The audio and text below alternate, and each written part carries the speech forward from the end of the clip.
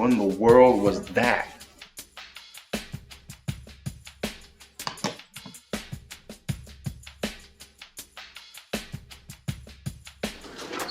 Hey, Vasily, how are you doing?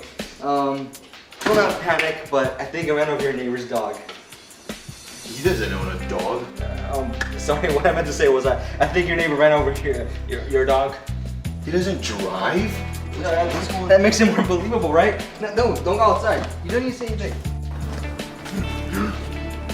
Oh my gosh, truffles!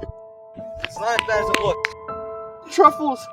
No, don't leave me! You jerk, look what you did to my dog! Oh no! Is there anything I could do to help? You've done enough! Truffles. I swear it wasn't me, it was your neighbor. Honey, I stay.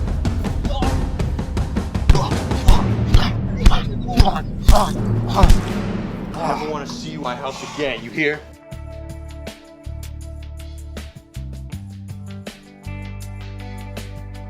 Told you Billy can't drive anymore. I'll get back in there before they start asking some questions.